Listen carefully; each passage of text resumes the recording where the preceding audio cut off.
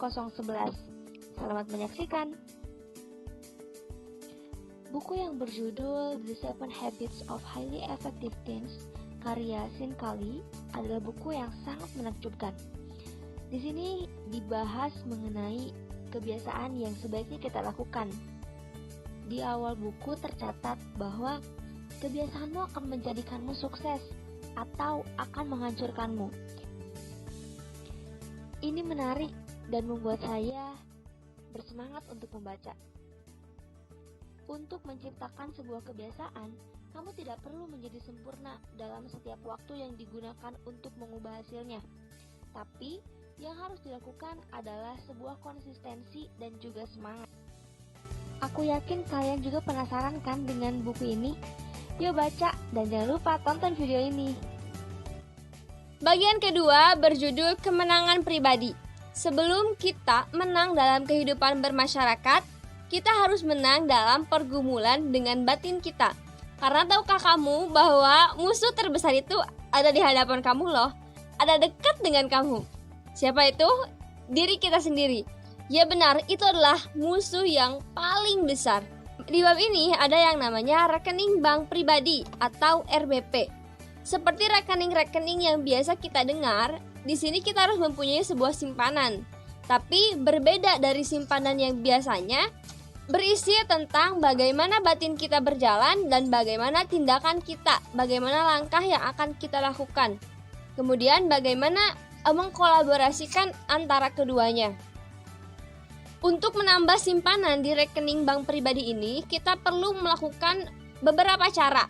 Di antaranya, yang pertama, kita bisa merubah diri kita dari dalam ke luar, bukan dari luar ke dalam. Karena ketika kita ingin merubah lingkungan yang ada di luar kita harus merubah diri kita sendiri terlebih dahulu. Yang kedua, kita harus penuhi janji-janji kepada diri kita sendiri. Siapa bilang janji itu hanya bisa diucapkan kepada orang lain? Kita bisa berjanji kepada diri sendiri dan yang namanya janji itu harus ditepati dengan siapapun, oleh siapapun, kapanpun, dimanapun. Janji bukan hanya sekedar kata-kata, tapi itu hal yang harus menjadi sebuah realita. Selanjutnya, bersikap lembut terhadap diri sendiri. Mungkin kita sering melakukan kesalahan, tapi kita juga bisa belajar dari kesalahan tersebut, bukan? Maka dari itu, jangan terlalu keras dalam menghukum diri kalian terhadap kesalahan yang pernah diperbuat. Jangan lakukan kesalahan yang sama, karena itu terlihat bodoh. Selanjutnya, bersikap jujur.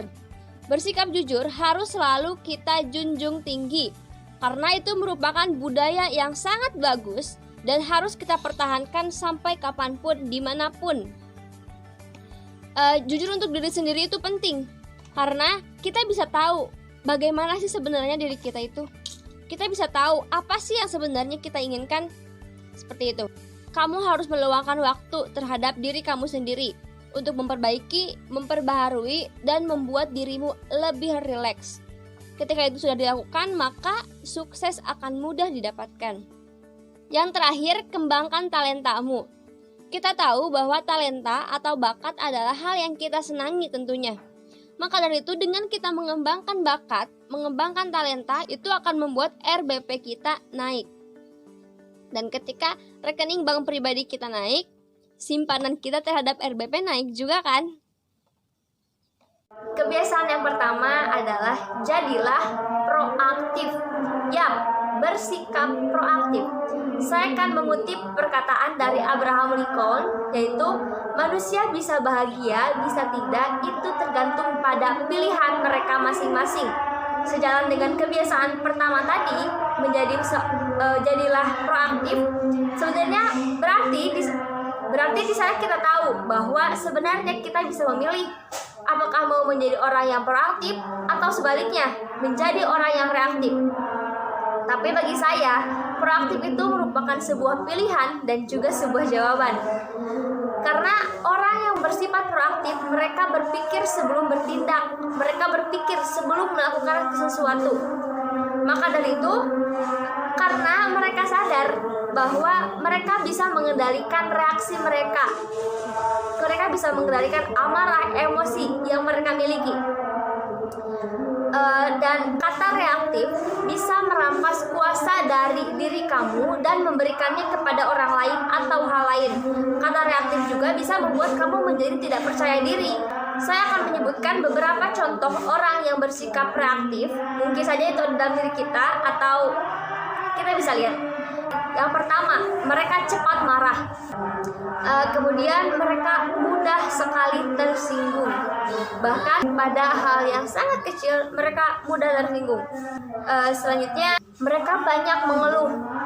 A, B, C, D. Mereka mengeluh tanpa mengerjakan. Padahal ketika sesuatu itu dikerjakan, maka keluhan itu akan terhempas, tidak ada, karena beres pekerjaannya.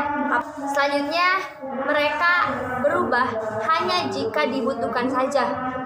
Itu artinya mereka tidak menjadi diri mereka sendiri.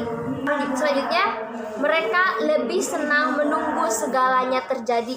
Mereka tidak ingin mengantisipasi, tapi mereka menunggu hal itu terjadi, kemudian mereka baru berpikir. Itu mungkin beberapa sifat dari orang-orang yang reaktif. Dan kamu tahu, bersikap proaktif itu banyak sekali manfaatnya.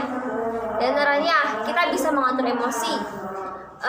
Kita bisa menjadi lebih peka terhadap lingkungan, bukan peka sensitif ya, tapi kita bisa membedakan mana yang benar, mana yang buruk, mana yang bisa kita terima, mana sebuah kritikan yang membangun, mana kritikan yang menjerumuskan, dan lain sebagainya. Kita bisa berpikir terhadap segala sesuatu, kita pikirkan dengan matang, dengan baik. Dan masih banyak lagi keuntungan dari memiliki sifat proaktif.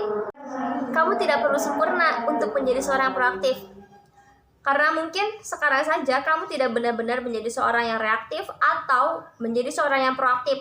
Tapi mungkin kamu ada di tengah-tengah di antara keduanya. Lalu bagaimana cara kita menjadi seorang yang proaktif? Kunci utamanya adalah melatih bersikap proaktif dan menjalankannya secara terus-menerus hingga menjadi sebuah kebiasaan. Dan ketika itu sudah menjadi kebiasaan, kita tidak akan menghiraukan. Kita tidak akan galau bagaimana sih caranya menjadi seorang yang proaktif. Gak akan terjadi, karena kita sudah menjadi orang yang proaktif. Orang yang proaktif hanya mengendalikan satu hal. Kok cuma satu hal? Bagaimana mereka bisa sukses jika hanya mengendalikan satu hal? Coba kita lihat. Orang yang proaktif, mereka hanya fokus terhadap satu hal, yaitu hal yang bisa mereka kendalikan. Untuk apa kita fokus terhadap hal yang tidak bisa kita kendalikan, kan? Contohnya saja, kita berusaha ingin mengendalikan warna kulit. Misalnya, sekarang standar cantik di Indonesia itu adalah putih. Tapi kita tidak bisa mengendalikannya. Ketika kita dilahirkan menjadi seorang berwajah coklat atau sawo matang, itu tidak bisa kita kendalikan. Lebih baik kita memperhatikan sikap kita yang jelas-jelas bisa kita kendalikan dan bisa kita rubah, daripada merubah sesuatu yang tidak bisa dikendalikan. Selanjutnya, mengubah kemunduran menjadi kemenangan. Loh, bagaimana bisa? Tentu saja bisa. Karena yang paling penting bukanlah apa yang terjadi pada diri kamu, melainkan bagaimana respon kamu terhadap segala sesuatu yang terjadi. Di buku Seven Habits ini, saya membaca cerita mengenaskan dari seorang Michelle yang merupakan jutawan, pembicara hebat, dan juga mantan wali kota di Amerika. Dia pernah mengalami 2 kecelakaan yang mengerikan yang mengancam nyawanya juga. Yang pertama itu terjadi pada tanggal 19 Juni 1971. Ketika itu, dia baru saja membeli motor yang sangat cantik. Tak heran jika dia menggunakan motor itu untuk pergi ke kantornya. Tapi di sore hari ketika ia hendak pulang dengan motornya, di persimpangan jalan, ia tertabrak oleh truk binatu. Dari kecelakaan itu menyebabkan sikutnya hancur, pinggulnya retak, tangki bensinnya terbuka dan menyebabkan bensinnya keluar hingga menyulut api dari panasnya mesin motor yang ia kendarai. Tak terbayangkan. 65% dari tubuhnya hangus terbakar. Tapi beruntung, ada orang yang menyelamatkan dirinya dengan menyemprotkan air layaknya seorang pemadam kebakaran. Ia selamat, tapi wajahnya terbakar. Jari-jarinya hangus dan bengkok. dan kakinya seperti daging mentah yang terbuka. Sangat mengerikan. 4 tahun setelah itu, dia mengalami kecelakaan kembali. Ketika ia menumpangi salah satu pesawat, kecelakaan itu menyebabkan kelumpuhan dari pinggang sampai ke bawah kakinya. Tapi kita bisa tahu seorang Michelle sekarang ini masih menjadi seorang yang sukses. Kenapa ia bisa seperti itu? Ia mengatakan bahwa sebelum ia mengalami kecelakaan ini ada 10.000 hal yang bisa dilakukan. Tapi setelah mengalami kecelakaan yang cukup parah ini, ia kehilangan 1.000 dari 10.000 hal yang bisa dilakukan itu. Jadi ia bisa melakukan 9.000 hal. Dan dia menjadikan kemunduran yang ia alami itu menjadi sebuah kemenangan. Dia bisa memotivasi orang dengan hal tersebut. Ia mengatakan bahwa ada 2 hal yang membuatnya bisa seperti sekarang ini. Yang pertama, kasih dan dorongan dari keluarga, orang tua, sahabat, teman, pacar, dan lain sebagainya. Yang kedua, firasat pribadi yang menyatakan bahwa dia akan tetap menjadi orang yang hebat, orang yang sukses.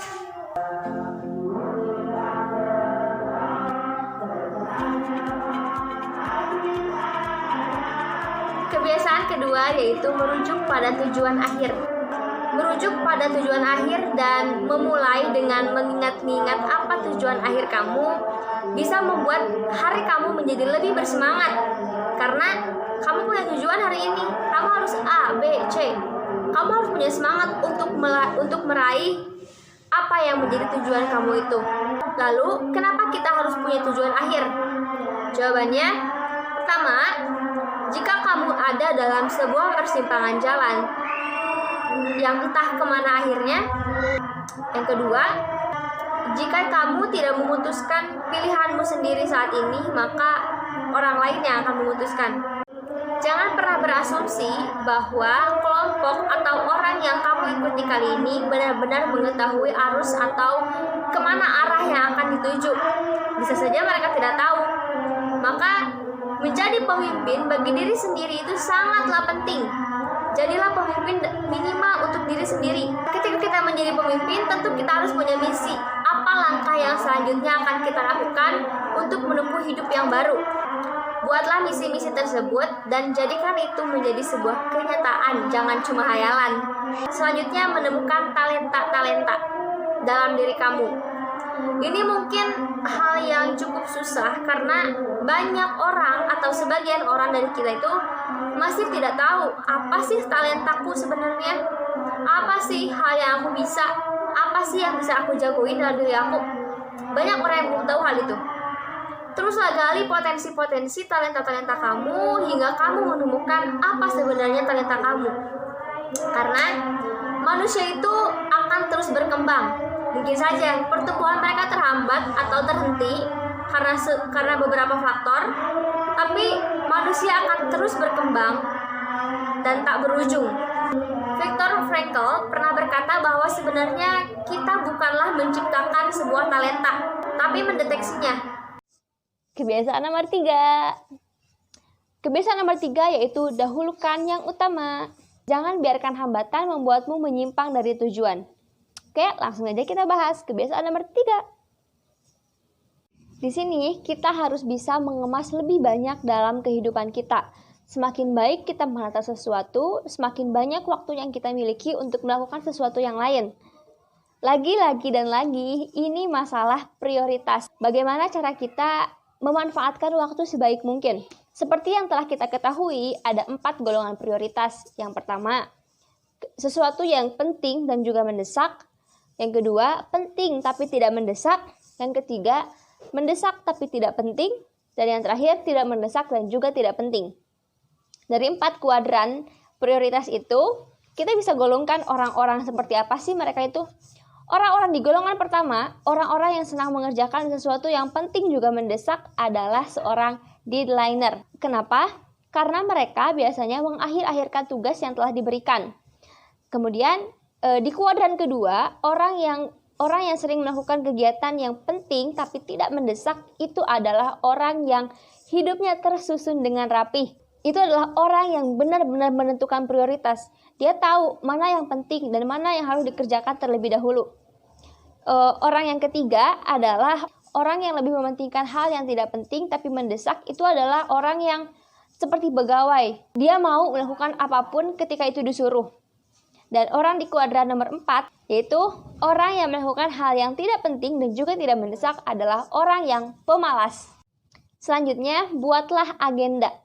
Agenda dirancang bukan untuk mengikat, tapi untuk membebaskan kamu. Agenda tidak dimaksudkan untuk menjadi tuan kamu, tapi agenda justru akan membantu kamu dalam melakukan segala hal. Setiap orang sukses memiliki kebiasaan yang tidak disukai oleh para pecundang. Sebenarnya mereka pun tidak suka hal itu. Tapi ketidaksukaan itu hancur karena mereka punya sebuah tujuan yang harus mereka capai. Kebiasaan keempat yaitu menang atau menang. Loh, kan menang semua? Gak ada yang kalah emang? Oke, kita bahas satu-satu. Yang pertama, ada menang atau kalah. Itu artinya kita ingin selalu berada di atas orang lain. Oke, yang kedua, kalah atau menang. Itu berarti Anda kalah dan orang lain menang. Itu membuat kita seperti keset kaki yang diinjak-injak oleh orang lain yang memiliki kemenangan tersebut. Yang ketiga, kalah atau kalah. Situasi ini terjadi jika dua orang yang menang atau kalah bertemu. Dan yang terakhir, menang atau menang. Ini seperti Buffet atau dalam bahasa Indonesia prasmanan yang bisa kita makan segala makanannya di sana. Menang atau menang adalah keyakinan yang menyatakan bahwa semua orang bisa menang. Menang di sini, kita bisa membantu orang lain menang meskipun kita kalah. Maka dari itu, kita perlu memenangkan kemenangan pribadi kita terlebih dahulu sebelum kita mengalahkan orang lain. Kebiasaan yang kelima yaitu berusahalah untuk memahami sebelum kamu dipahami. Ini sangat menarik karena ternyata kebutuhan yang paling dalam dari lubuk hati manusia adalah ingin dipahami. Ada pepatah bangsa Indian di Amerika mengatakan bahwa dengarkanlah, kalau tidak, lidahmu yang akan membuatmu tuli. Ketika kita ingin menyelami perasaan orang lain, kita harus mengesampingkan perasaan kita, perasaan pribadi kita. Lalu bagaimana cara kita agar bisa mendengarkan dengan tulus? Ada 3 hal yang berbeda untuk melakukan hal ini, yaitu yang pertama, dengarkanlah dengan mata, hati, dan juga telinga. 2, selamilah perasaan mereka. Seperti tadi, ketika kita ingin menyelami perasaan orang lain, kita harus mengesampingkan perasaan kita. Yang ketiga, cobalah bersikap seperti cermin. Kita tahu, cermin tidak pernah berbohong. Cermin tidak pernah mengejek. Kebiasaan keenam yaitu mewujudkan sinergi. Nah, apa sih sinergi itu? Sinergi merupakan upah atau buah yang lezat yang bisa kita santap ketika kita sudah lebih mahir terhadap kebiasaan dari sebelumnya. Biasanya, sinergi terjadi karena sebuah perbedaan.